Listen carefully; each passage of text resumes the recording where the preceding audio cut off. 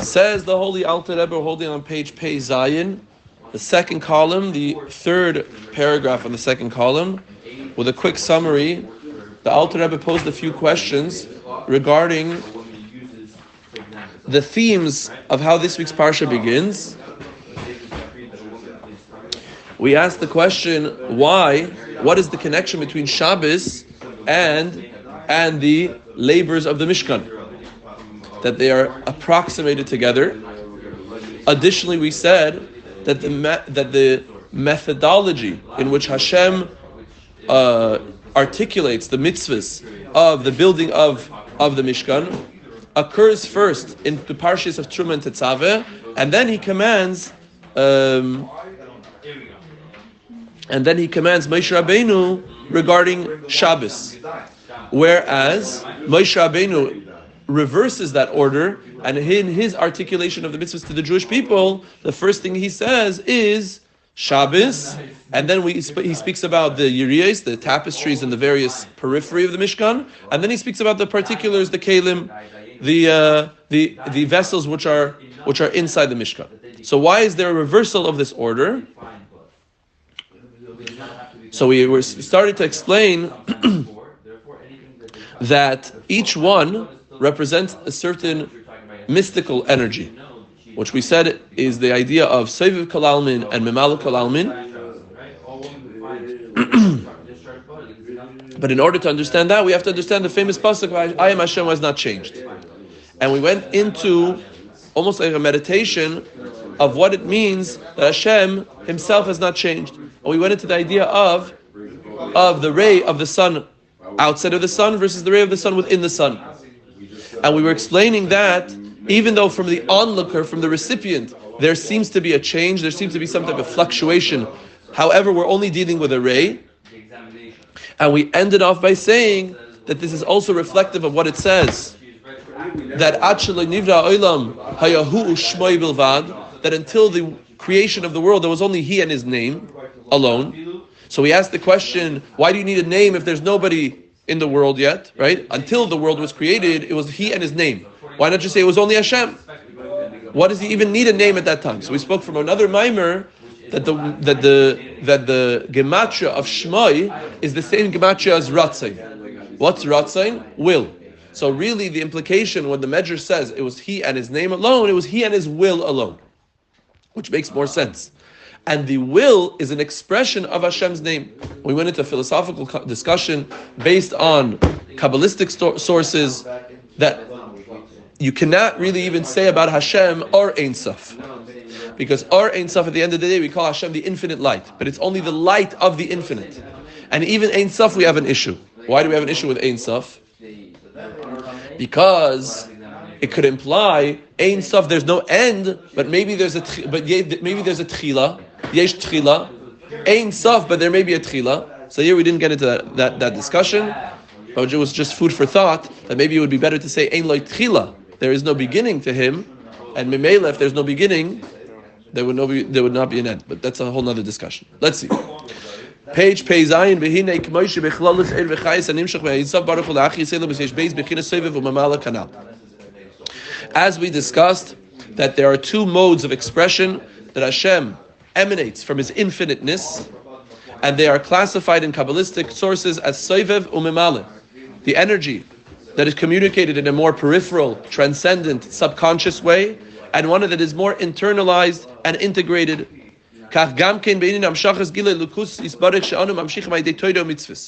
So too, in the same manner in which Hashem emanates or disseminates these modes of communication to create the world, He imbues in Torah and mitzvahs these two, a similar type of energy. There are these two levels of Sovev and Memala contained in Torah and mitzvahs. How do we see this? Mitzvahs are like garments. Which garments are considered periphery as they envelop you? However, through Torah learning, they act in a way of kanal. They are more sustaining, more nourishing, like an internalized light. And the concept is You wanna safer? No, okay. Just vibing. Okay. Yeah. We say the Zohar says that the 248 mitzvahs are expressions of the 248 limbs of the king. Why do we call mitzvahs limbs? Why do we call them limbs? Because at the end of the day, the limbs are also external to the vibration and energy in which is pulsating the limbs. We also call them the mitzvahs of the king. They're the limbs of the king and the mitzvahs and the commandments of the king. What's this idea of the limbs of the king? Again, the Alter Rebbe is bringing an idea from Kabbalah, from the Zohar, and he's analyzing it. Why does the Zohar employ that the 248 mitzvahs are similar to the 248 limbs of the king? Or are the opposite? 248 limbs of the king are really 248 mitzvahs. Why? What is this euphemism? What is this poetic expression? For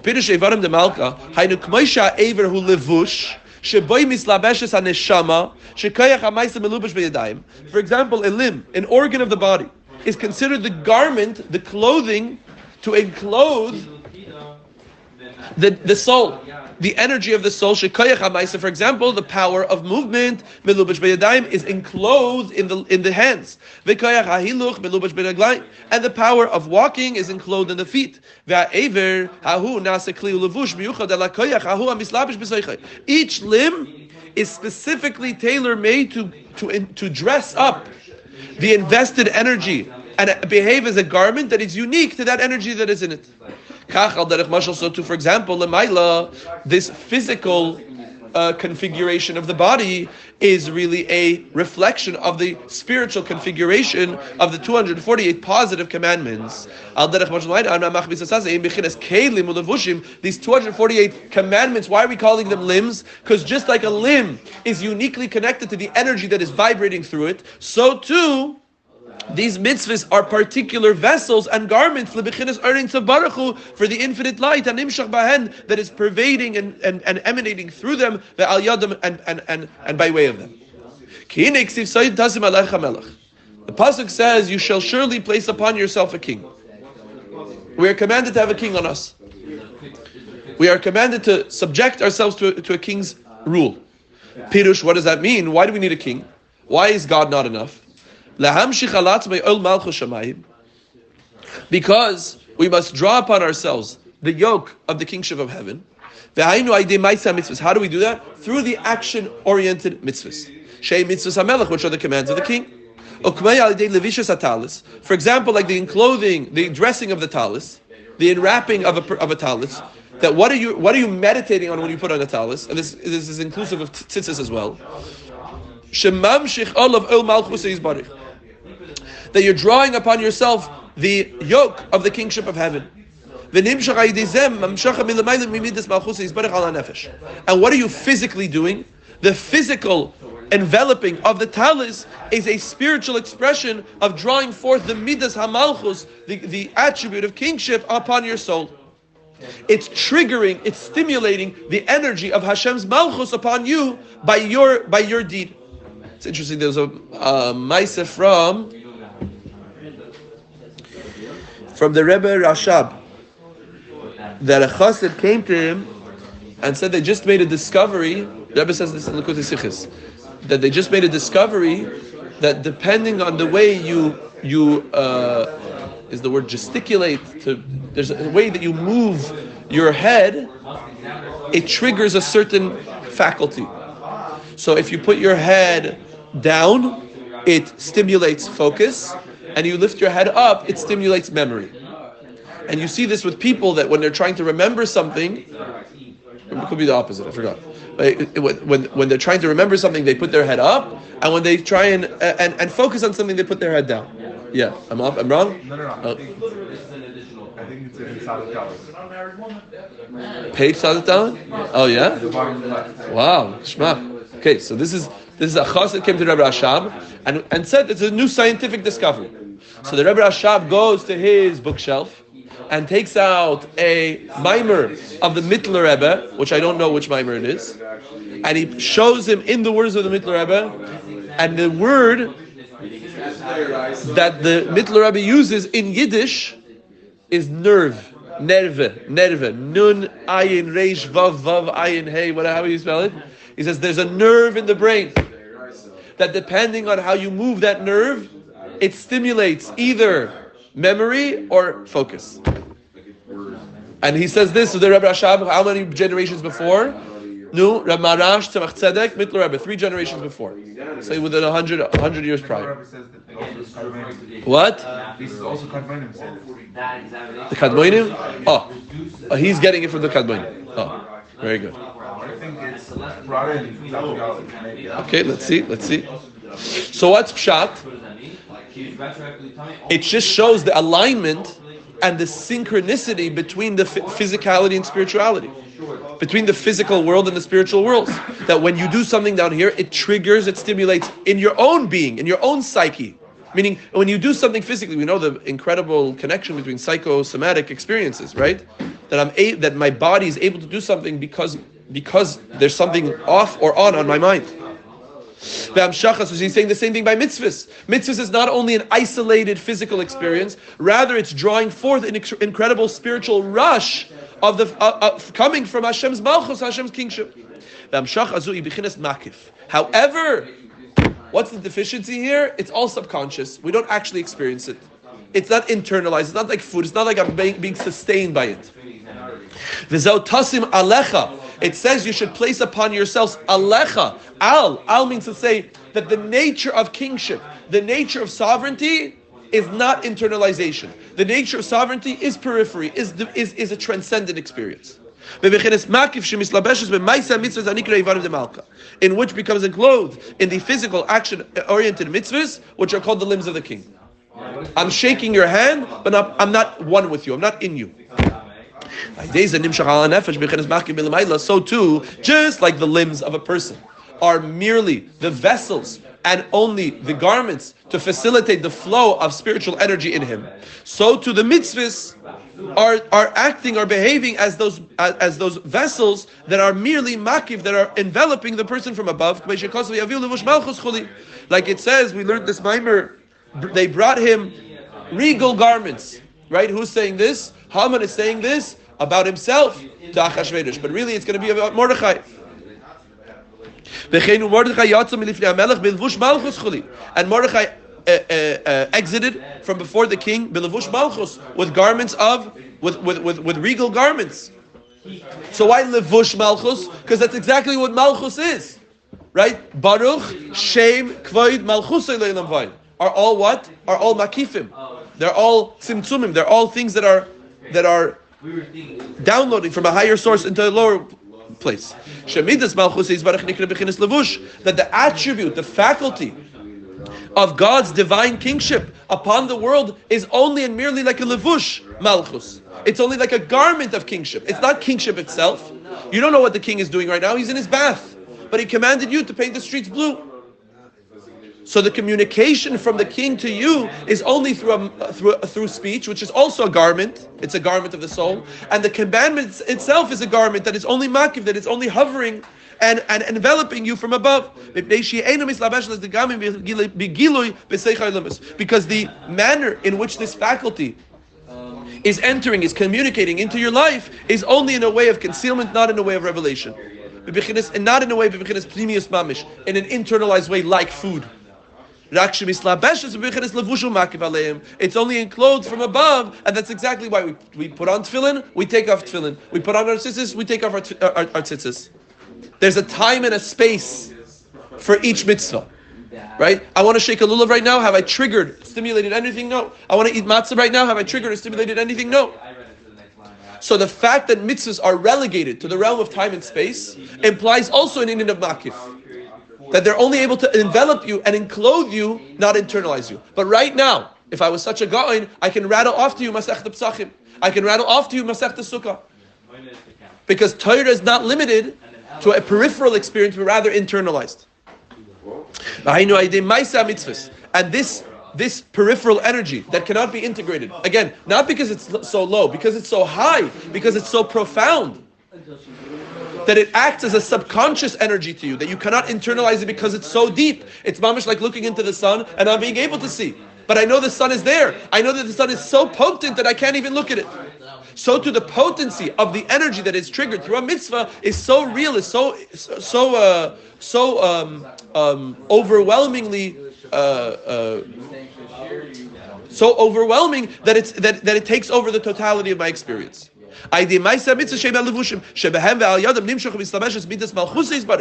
how we trigger, that's how we simulate, that's how we arouse God's faculty of kingship to come upon us, to act in a garmented way, in a clothing type of way, in a peripheral way. When a person fulfills that mitzvah, he draws in on himself that levush malchus, that garment of regality, that divine regality, that is now drawn upon him in a peripheral way. For example, by putting on tefillin upon your arm or upon your head, that there are 4 paragraphs.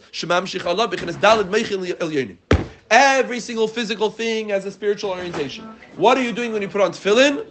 Because you are now because you are now placing upon yourself the head tefillin. The 4 parshiyos represent al pi Kabbalah Dalid Moichin Elyonim. What's Dalid Moichin Elyonim? 4 divine intellectual levels. And what are those intellectual levels? Parshas Kodesh hu keneged Moyach HaChachma. The parsha of Kodesh Kadesh Lichol Bechor is corresponding to the faculty of Chachma. V'haya kiviyacha b'chinas bina. The parsha of V'haya kiviyacha is bina. So he's saying, when you place them on your head, are you now stimulating or triggering the experiences of Chachma and Bina? You are, but in a makif way. Why is it? Because it's only a mitzvah, it's not Torah. So the profundity of the mitzvah doesn't allow you to suck the marrow, to taste the experience. Because it's not a tasteful experience, it's not a sensory experience. It's beyond senses. If it's beyond senses, then it's stimulating something in you so deep that it's allowing eventually the senses to occur, but you can't feel that.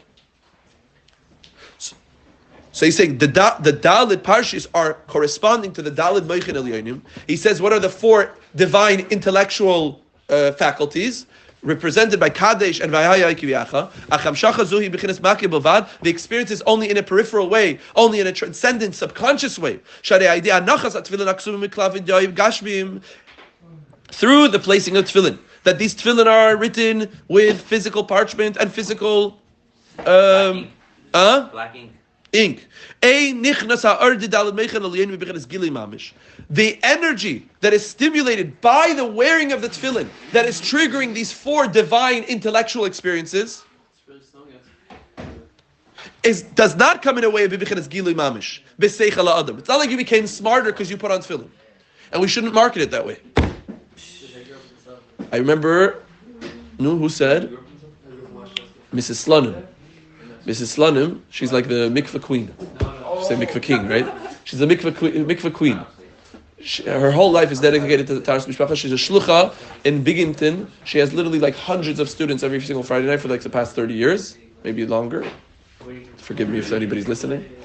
So she came to speak here, and she says one of her pet peeves is when shluchim, rabbis, rebbeitzins, whatever, market mikvah as like a spa-like experience that all of a sudden you're going to be transformed into like this relaxed person, etc. She says, first of all, and what if you don't? And second of all, everybody knows, every woman who knows that there is a sense of stress. Because at the end of the day, it's a mitzvah. And a mitzvah is not something that you want to do. That's a vart. A very deep vart. A mitzvah is something that you don't necessarily want to do. That's why I have to be commanded to do it. Right? That's why it says, mitzvah va'oiseh, right? The schar regarding a person who's commanded to do something is greater than the person who's not commanded to do something, right? Schar limud, right? To learn Torah for a woman, right? Is not, there's less reward. Why? I'm choosing it. No, on the contrary, there's a greater yetzer hara, specifically when you're commanded to do something, when you're not. That's why I ask you, excuse me, are you Jewish? No. Would you like to put on tefillin? Of course. Whereas, excuse me, are you Jewish? Would you like to put on tefillin? And he says yes, he doesn't want to put on tefillin. Because the goy has no yetzer hara for it. So the moment there's a mitzvah, it implies that there is a greater friction between you and the deed itself. How do we get here? Oh, because Mrs. Slun was saying that when people are marketing it in a way, why should you eat kosher? Because it's healthier than non-kosher. It could be true. It could be that for some women, the mikvah is a spa-like transformative experience. But at the end of the day, you should not be marketing it that way, because at the end of the day, it has to be a mitzvah hamelech. It's the mitzvah of the king. The mitzvah of the king, I want to or I don't want to, it's exactly the same. There's an equanimity there. Why am I saying this? Because at the end of the day, am I feeling the gilui dalid moichin of chachma and bina of atzilus when I'm triggering that through the action orientedness of the mitzvah of tefillin? Lav dafka. And maybe you'll tell somebody, it's a sagula that when you put on tefillin, it'll evoke memory. We spoke about that, right? Rabbi Nutam, Rashi, right? Okay, and what happens if it doesn't happen? Or what happens if I'm so crass that I can't experience it? That's what he's saying. At the end of the day, there's still something that's triggered in a subconscious way, even though it doesn't enter.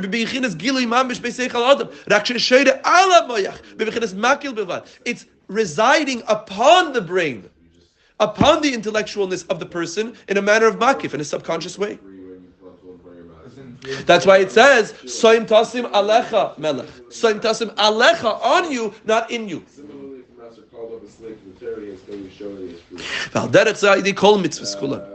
By way of this, you can ascribe this to all mitzvahs.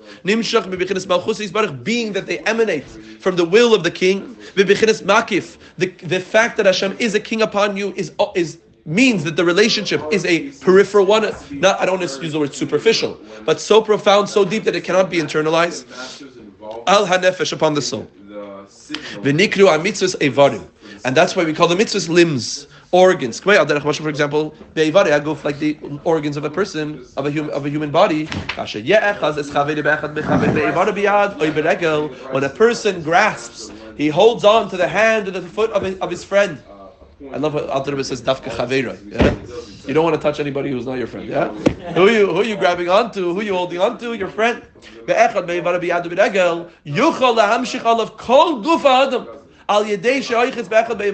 Beautiful. Yeah, this is similar to the end of chapter 4 and 5 of Tanya.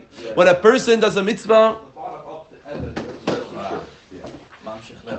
just like a person is holding on to one hand or one foot of the person, he's able to draw in the whole body of the person, drag in the whole body of the person. So too, by way of analogy, that's what happens when you do a mitzvah. That's what we term it, the 248 limbs of the king. Because at the end of the day, I'm able to grasp, I'm able to hold on to the full gamut of the infinite light, and not limited to this one thing, whether I understand it or not. And on the contrary, the fact that I don't understand it implies its profundity and implies its depth. This is all market, right? Yeah. Does market have So is market potential, or does it have any influence? Of course it has influence. How? Of course it has influence. What does it mean that it has influence but it's not revealed? What's the difference? What's the comparison? How can it have influence if it's not revealed? It doesn't influence. It could be small influence. Small revelation. It is revealed. It's not revealed in an integrating way. It's not like Torah. He learned that Shikar is a siba, and therefore you can do it, but you can't really. It's like it'll bring you to the bigger picture, but it's not. It's not. It alone is not the bigger picture. It goes ahead without it itself. Right. So then it's potential. The teacher can teach in two ways. Therefore, He can teach in a way that everything that is being taught, the recipients understand, and then he teaches in a way that everything that's being taught is not understood at all, but from the vantage point of the teacher, he's planting seeds for eventual understanding. So it's potential. But it's not potential, because at the end of the day, he taught it. Real potential means that the teacher didn't say a word yet. The teacher just curated the class, but he didn't communicate yet. I was speaking that there's communication here. At the end of the day, the king commands a commandment, right? And we must do the commandment. The potential for the internalization of that commandment is not there yet. It has been.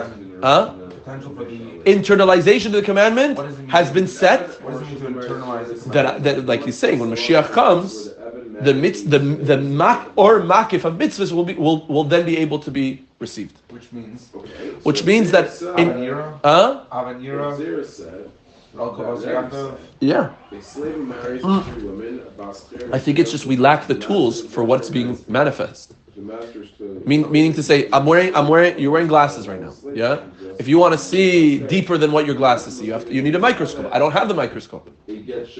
My vision is not microscopic at the moment. When Mashiach comes, the vision will be spiritually microscopic, that you're able to see every single movement and iota of whatever was triggered through mitzvahs. Okay, so this mashal, the mitzvahs are what? We're building the tool. Okay. I think So we're basically bettering ourselves. It's a good shaila. I don't know. We're bettering ourselves that we have the potential. It's like taking away all the dross, and then we're gonna make the goal nice, right? From other Maamarim, we could say you're tilling the earth to make it fertile. You're placing the seeds for the potential of their growth. Right? Sprouting, right? Yeah. So now what's happening? Gilui, right? And Helem. This is what we're teetering between Gilui and Helem, which means to say, I know the rain came, right? And the seeds were planted, and the earth was tilled, right? But now I'm just waiting for the growth. So the same thing. We're on the precipice of that revelation, right? But at the end of the day, the manner in which Hashem is communicating this revelation is because it's so profound that I can't experience it yet. I don't have the tools to do so. Torah is. Torah 100% is. Maybe there's levels. There's levels of understanding. But what Torah? Again, at the end of the day, when Moshe Rabbeinu learns Torah, is different than when I learn Torah. When Moshe Rabbeinu puts on tefillin, it's the same as I put on tefillin. That's what we want to say. That there's an equanimity between people. When you fulfill the will of the king and I fulfill, it's the same thing. Maybe a little bit of different in kavanah, but b'maisa is the same thing. How is it that? Isn't it that mitzvahs are the biggest gilush, the biggest comments, all that fun jazz? Yeah. How does it jive with this market? What are we saying? We're saying is this. Why? Adarabah. That's exactly what it's saying. That because there's such a profound, deep connection to Hashem's will. That's why it's all equal. Right? Yeah. Of course. It's coming from Etzem. I was about to say right now.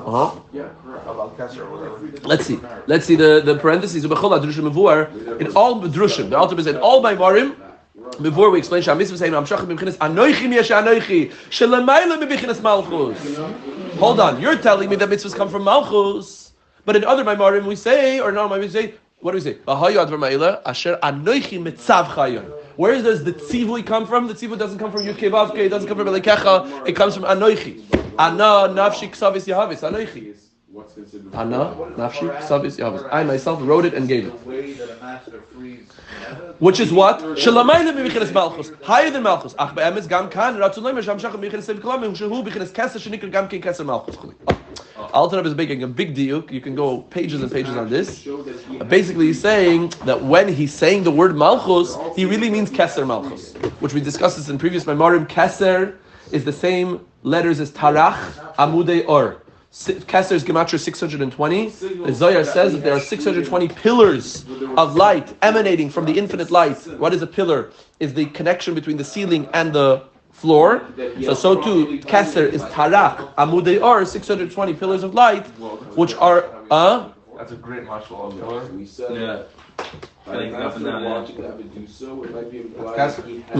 It's Malchus. It's Keser Malchus. Yeah. So that's what he's saying here. After the parentheses, page 174. That's the meaning of I will exalt you, my God, O King. How can we exalt God? Not I will exalt. I will be exalted, or I will trigger your exaltedness. Right? How? When I connect to your malchus, when I connect to your melechness. How do I connect to your melechness? Mitzvahs. Through this,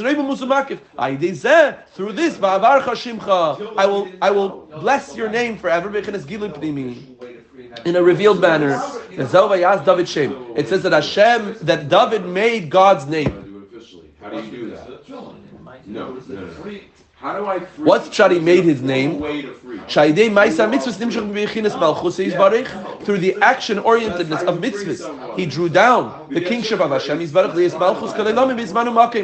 to draw down that peripheral, subconscious, transcendent energy in a realm of time and space. And what do we say? It's amazing. That's called Keser Malchus. Malchus is the Indian of Zman and Makim, like we said yesterday, right? Keser is Anoichi Misha Anoichi. Is Atzmos. There's no time and space. So that's the beauty. That you have. You must be free. The Indian of beyond time and space, in time and space. That's a mitzvah.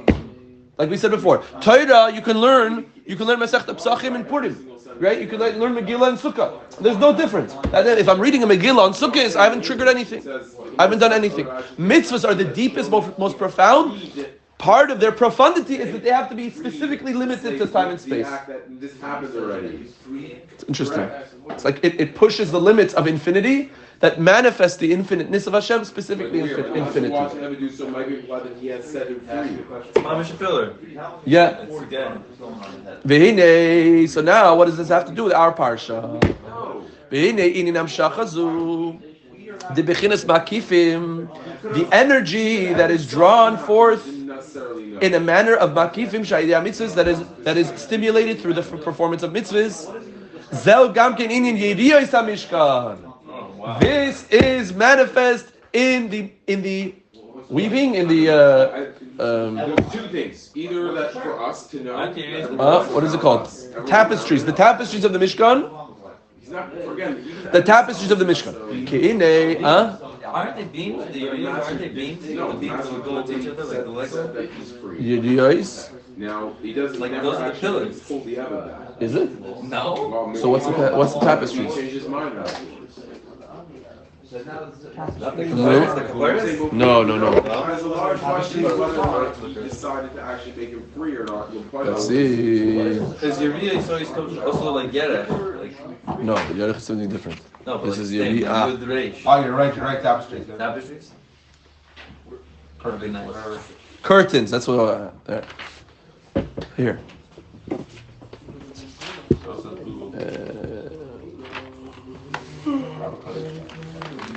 I wish. There's another bar. Okay, I don't know. I'm not sure. No, it's important that look at the shirts. Krashav is beams. Es michseu, its canopy, its coverings, its clasps, its beams, its rods, pillars, and bases. Pareches hamasach, partition curtain. Where's the word Yeriyos? I don't know where it is. This is like the end. Adoneha is. Okay. Yeah, Yeriyos, we confirm tapestries. Yeah. Tapestries and curtains. No, what's the makeup or composition of these tapestries and curtains? So again, according to Kabbalah, we're explaining that they are reflective, they are corresponding to the mitzvahs which are makifim. Kinei hagam shebederech prat hein ramach mitzvahs asay ramach evarim de malka. Even though we say that in a particular way, they each represent the 248 mitzvahs, which are the 248 limbs of the king, which are much more precise, much more specific.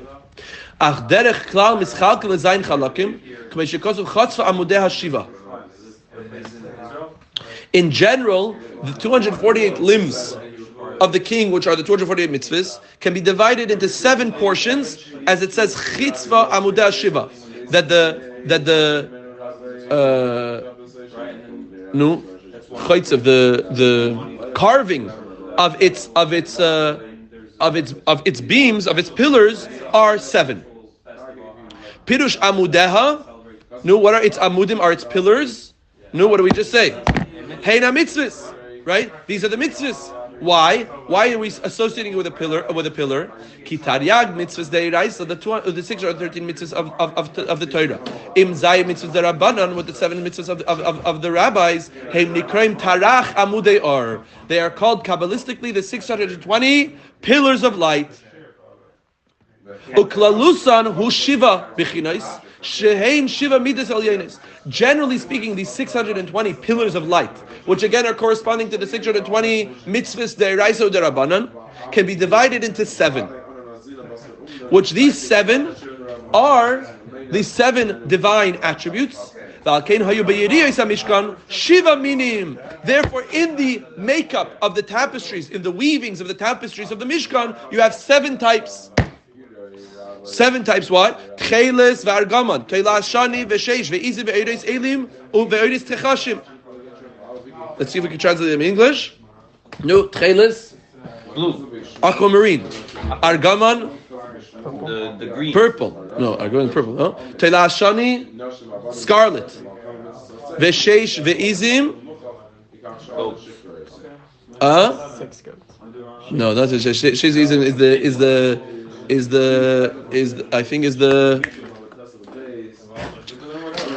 the tachash. The tachash skin. The unicorn. Let's see. We have to touch good. Touch better.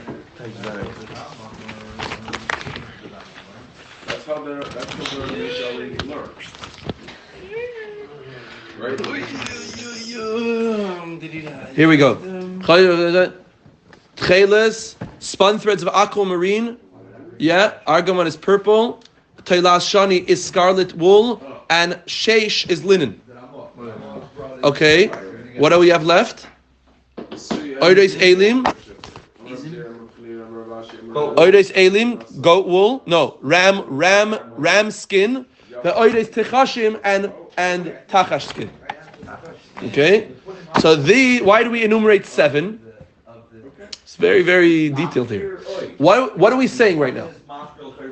We're saying that these were the garments, these were the materials to garment, i.e. to enclose, i.e. to envelop the Mishkan itself.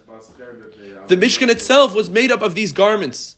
It's these seven materials that were used for the makifim of the Mishkan.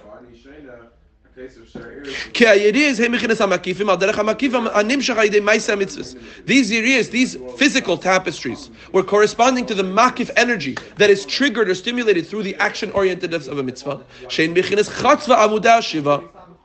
Like the pasuk which says that her pillars are carved in 7. So who's her pillars? Again, everything is euphemistic. Her pillars implies the mitzvahs, right? Which we're calling 620 pillars, amudeha, right? However, even though there's 620 mitzvahs, they are divided, or their nucleus is stemming from this Indian of 7, which are manifest through the 7 materials that are used for the makifim of the Mishkan. Something like that, yeah? This is also reflected in the garments of Mordechai that Mordechai wore. How many garments did he wear? Also 7. There's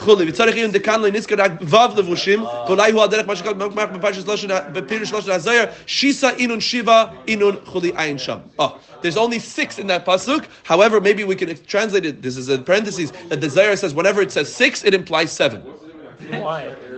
It's a week. 6 days of the week has to have Shabbos. Something like that. Yeah. Why need to say 7? I don't know. You have to imply. So the kid should ask.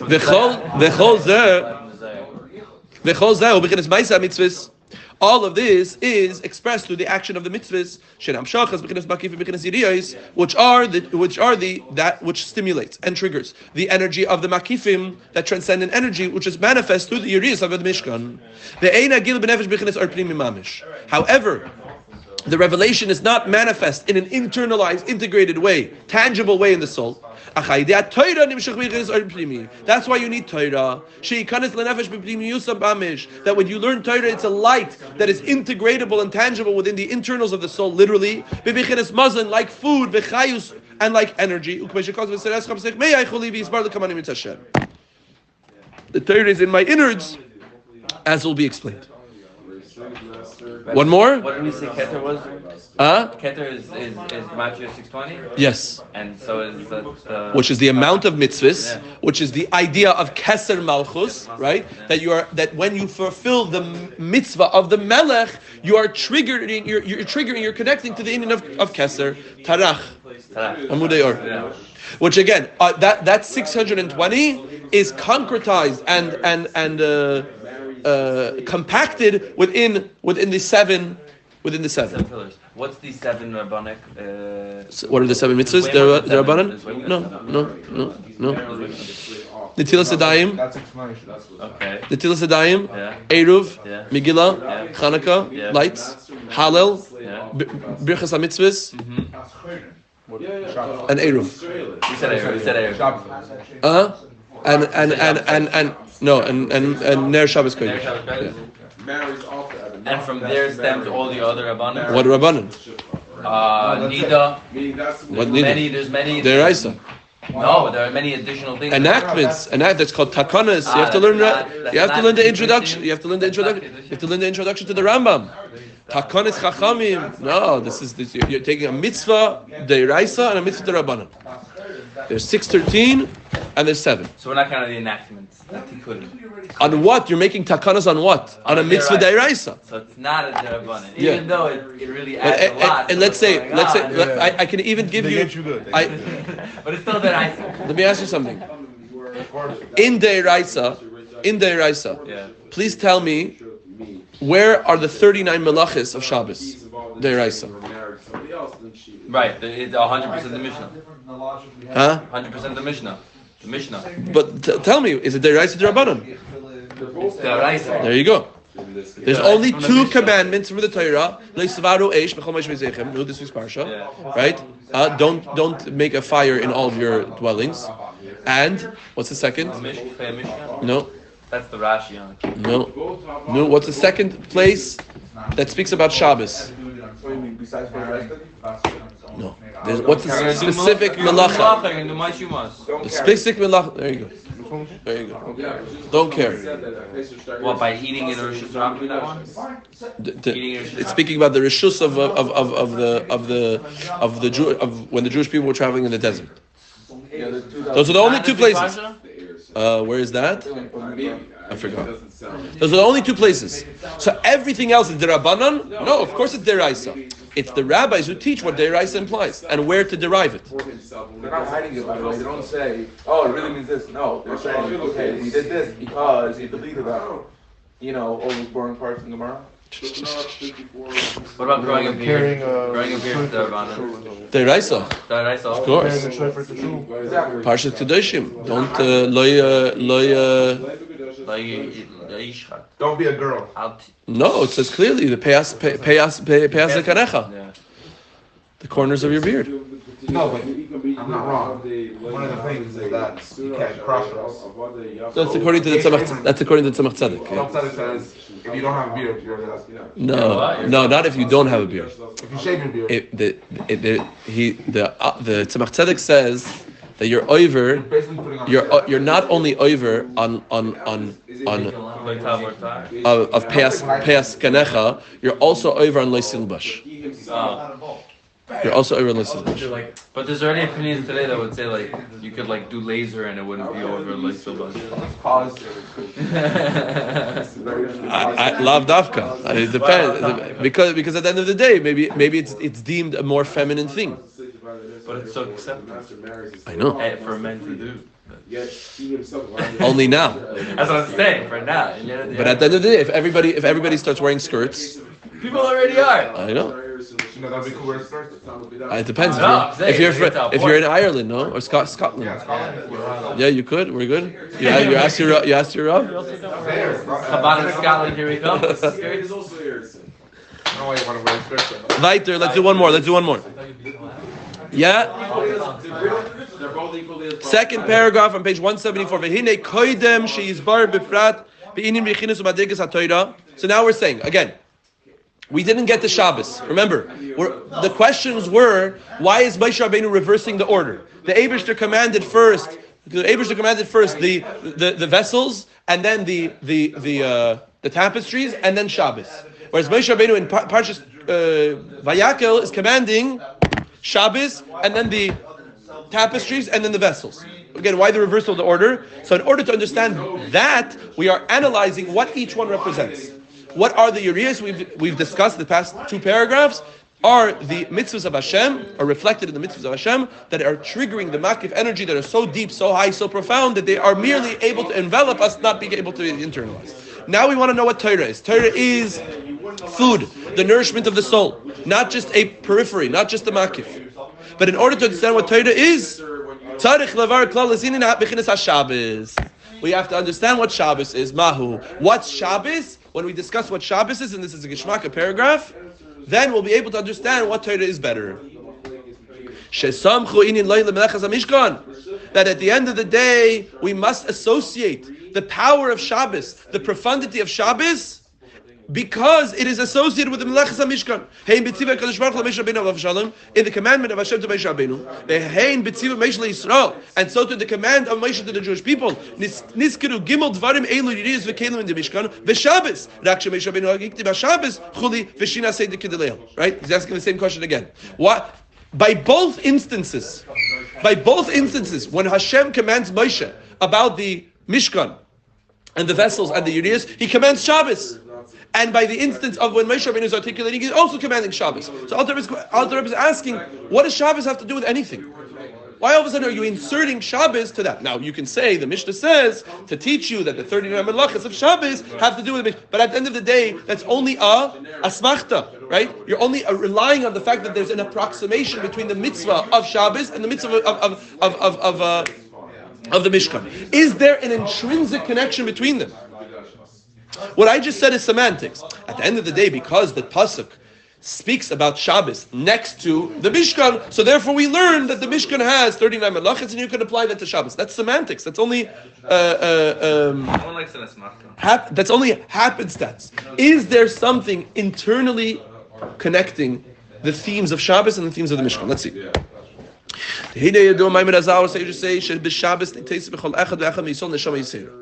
What is Shabbos? On Shabbos, our sages teach us that every single Jew, I love how he says, every single Jew, whether they like it or not, receives an additional soul. We have to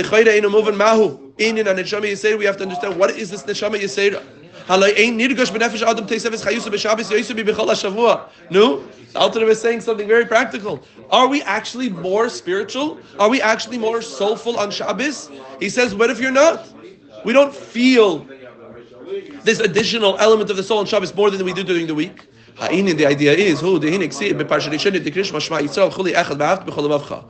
to love the Alter Rebbe. Yeah? In order to understand anything, we always go back to knowing what the details of Shema is. In order to understand the dynamicness of the Neshama Yisera, we have to understand when we say Shema, listen, O soul, echad ve'ahavta b'chol lebavcha. Pirush, what are we asking? What are we saying? What are we being commanded? Why are we approximating the words Shema Yisrael, Hashem Elokeinu, Hashem Echad? Listen, Israel, Hashem is our God, Hashem is one, with the words ve'ahavta. Because you cannot sever them. At the end of the day, in order to love God, you have to think about Him. In order to love God, you have to hear Him. You have to hearken to His voice. Shema Yisrael is a preliminary ingredient in order to have ve'ahavta. You can't come to a loving of Hashem without Shema. That's the implication. Our sages say, crown Him in the heavens above and in the earth below and in the four directions. We discussed this many times. This is instructed by the letters of the Ches and the Daled. The Ches, who Zayin Rikim, is the seven firmaments. Ve'aretz, and the physical earth. That's 7 plus 1 is 8. Ve'adalid, what's the big Dalid? Who Dalid Ruchas Elam is the four directions of the world. That are nullified to the unification of God, which is expressed in the letter Aleph. That's the daily and nightly meditation in the word Shema. So to up above, in the highest realms of heaven, there are 7 spiritual firmaments, and a spiritual earth. What is that? Like we discussed a little bit yesterday. When does time and space exist? I said specifically when, not where. When? When does it commence? Time and space commences not down here, up there. The spiritual origin of time is called sequence in English. That sequentially Hashem places Chachma prior to Bina, Atzilus prior to Bria. That's called the time of the spirit, the time of spirituality. The sequence. In philosophical terms, it's called Kedem and Achar. Something that precedes and something that succeeds. And then, of course, we have space. Right? In your own brain, there's only so much room here. You have more than us because you're smarter. But there's only so much more room. So at the end of the day, I'm speaking about science, and I'm speaking about art, I'm speaking about history, and I'm speaking about math. Yeah? The 4 subjects that have traumatized American children. Nebach, we can't learn something more. There's more to life than just those 4 subjects. Anyway, how do we fit it? How do we fit it? Where is it going? Where is it going? Can you measure ideas? But it's fitting somewhere. That's called space. So even in our physical world, we have an expression of something of a spiritual space. So in the spiritual world, how much more so? That we're saying that the origin of time and space begins with Hashem's divine faculties. When we say the words Lecha Hashem Agdula, V'Agvura V'Atiferes V'Hanetzach Kichol B'Shamayim V'Aretz. By the way, remember we discussed this? Lecha Hashem Agdula V'Agvura. Right? We said those are the 5 first spheres. And then I said Kichol Bashamayim Uva Aretz is Yisoid and Malchus. Why? No, Leyv, you heard this? Kichol is Gematria. Kichol Bashamayim Uva Aretz. Yeah? Kichol is Gematria 70. Yisoid is Gematria 16. Is it 80? That was the problem. Yisoid, Yud, Sama, 80, and Kichol is? Kichol, we said 70. No. It's 20, 40, 30. Yeah, 70. Okay. Is that what you did last time? Yeah, it's the problem we did last time. Kichol. Ki is 30 and Kol is 50. Kikol. Ki with the ki? Or without that? Just Kol? No, Ki Kol Bashamayim is the pasuk. Oh, good. Chaf Yud. Very good. Okay. Ki Kol Bashamayim Uvaretz. No, Ki, the pasuk. Ki Kol Bashamayim Uvaretz is Yesoid. There you go. Huh? So when we say Lecha Hashem Agdula V'Agvura is all the spheros, that is the beginning of where time commences. That is the beginning of where space commences. So when you're meditating on, when you say the word Echad, Ches is the Zayin Rikim, the 7 firmaments, and Dalet, and the physical earth, you're speaking about a spiritual location as well. Haches ubechines zayin rikim ha'aretz adad hu ruchas chaynu l'mayla adrim ha'mayzes ubechines zayin rikim ha'aretz ruchlim chines lecha Hashem agdula ve'kula mekablim chayus rak ubechines shem kvoid malchusay. All of them are receiving their energy and vitality only and merely from the name of the glory of His kingdom. Through this meditation, you'll come to an experience of love with all your heart. Realizing that every moment and second, time, and every aspect and item, space of this world are all nullified to His presence. When